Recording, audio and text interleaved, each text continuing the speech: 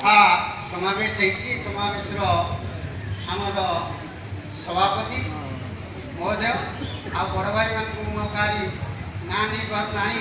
एकादे 85 समस्त शिक्षक शिक्षार्थी वर्तमान प्रधान शिक्षक वर्तमान स्कूल विद्यालय कार्य संपादन कर समस्त शिक्षक बंधु माने एवं जदि उपस्थित थे शिक्षयित्री बंधु माने एवं अति मोर प्रिय जे से 98 बैच छात्र छात्री आ वर्तमान छात्र छात्री उपस्थित अन्य समस्त सहयोगी बंधु माने एवं कहवा कथा देखा जाऊँगी समय तो बहुत कम रे कथा हूँ देखा अनुभव करमर ये कहीं ना गोटे वक्ता को नहीं श्रोता ये श्रोता को नहीं वक्ता श्रोता वक्ता अधिका जी श्रोता बेसी वक्ता तेणु टाइम तो बाढ़ रोचे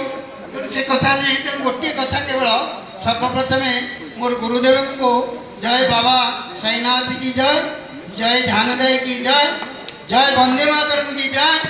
एवं जय 98 बैच छात्र छात्री मानकर जय मत जो गोटे प्रश्न पिला जे कौन से प्रश्न उत्तर देवा को जदि तुम मान मन में से कथा अच्छी एवं जदि से प्रश्नर उत्तर तुम्हें खोजा चाहूच ताले गोटे कथा खाली गोटे लाइन समय तो ना खाली गोटे लाइन में कहबी जिते तुम भितर सृष्टि हम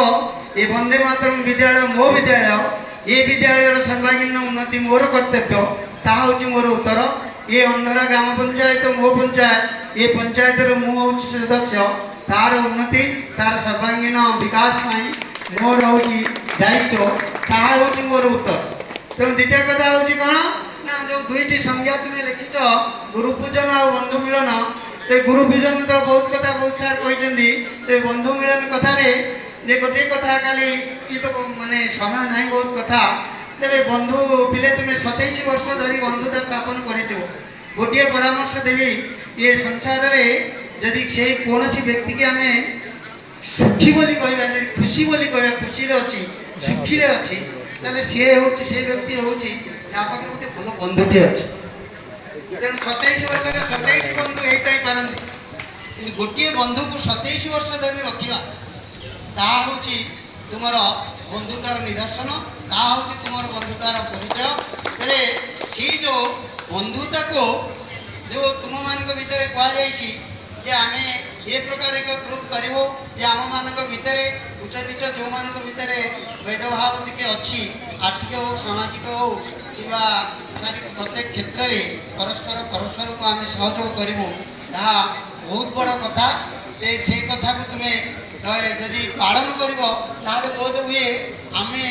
माने जो पूजन गुरु पूजन कर अधिक खुशी हो जदि तुम मान भितर से प्रकार सहानुभूति से प्रकार सहयोग बार्ता नहीं तुम्हें बजे रख आ गोटे छोट कथा टे तुम सबुठ श्रेष्ठ कार्य कर तुम्हें जो डोनेट करता जलदान सार कहते द्वितीय कथा हूँ कौटा जो वृक्ष आरोपण कार्य कर सबुठ गुरुत्वपूर्ण